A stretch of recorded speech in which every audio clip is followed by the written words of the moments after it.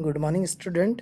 आज हम लोग देखेंगे ट्रांजिस्टर को हम कितने कार्यों के लिए उपयोग करते हैं। ट्रांजिस्टर को हम लोग बहुत तरह से उपयोग कर सकते हैं, जैसे उसका स्विच के लिए उपयोग कर सकते हैं, इलेक्ट्रॉनिक स्विच के लिए, एम्पलीफायर के लिए, जैसे लो इनपुट सिग्नल है उसको हाई करना है, एम्पलीफाई करना है, उसको बनाने में कर सकते हैं। ऑसिलेटर्स बनाने में यूज़ कर सकते हैं। ऑसिलेटर का मतलब कि कोई भी फ्रीक्वेंसी पैदा करने के लिए, चाहे स्क्वायर वेव पैदा करें, चाहे साइन वेव पैदा करें, चाहे ये आपका जाके स्ट्रैंगुलर करें, रेक्टेंगुलर करें, यानी बहुत सारे वेवफॉर्म का जनरेशन हम लोग ऑसिलेटर से कर सकते हैं।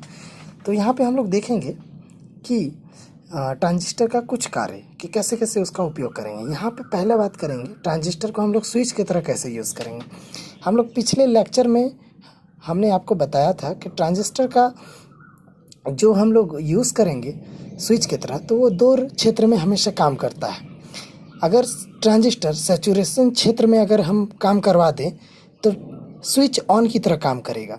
अगर ट्रांजिस्टर को हम लोग कट ऑफ क्षेत्र में काम करवा दें तो स्विच ऑफ की तरह काम करेगा।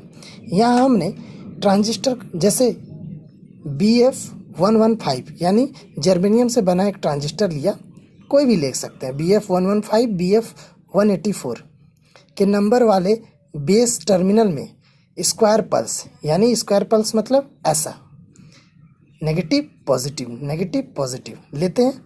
अब जैसे इसमें बेस में देते हैं तो जैसे पॉजिटिव टर्मिनल जैसे गया उस वक्त ट्रांजिस्टर चला जाएगा सैचुरेशन क्षेत्र में, और मेरा यहाँ से सिग्नल डायरेक्ट ये सिग्नल चला जाएगा, इसमें निकल जाएगा।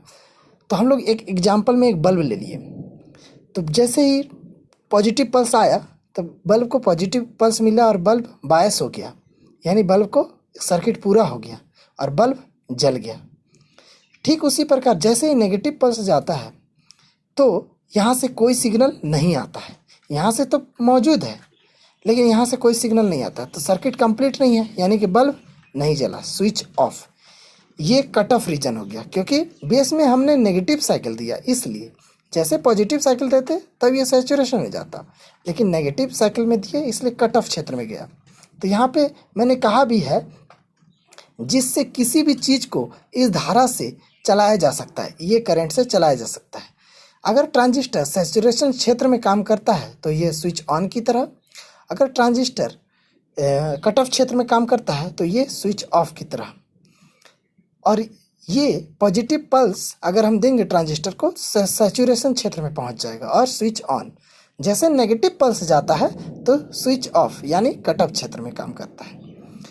और ठीक उसी प्रकार देखेंगे हम लोग कि इसका एम्पलीफायर की तरह हम लोग कैसे उपयोग करते हैं।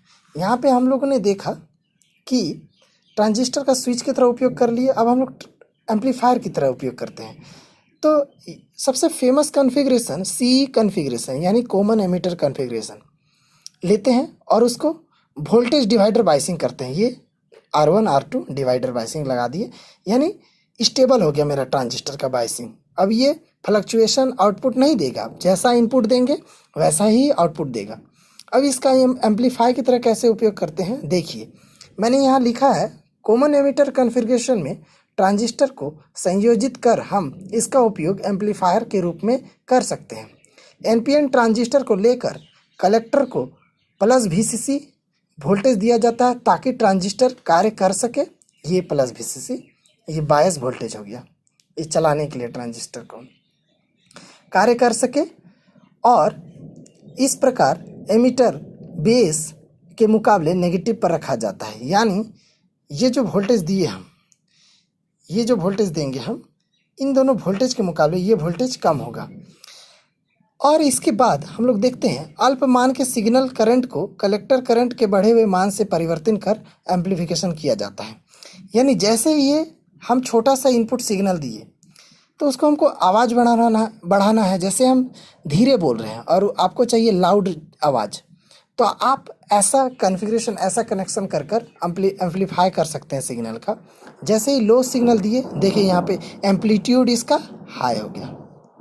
ठीक इसी प्रकार हम लोग ऑसिलेटर भी बनाएंगे, लेकिन आगे चैप्टर में, और आगे भी देखेंगे कि कैसे हम लोग ट्रांजिस्टर का इनपुट आउटपुट इम्पीडेंस और उसका कैसे उपयोग करें।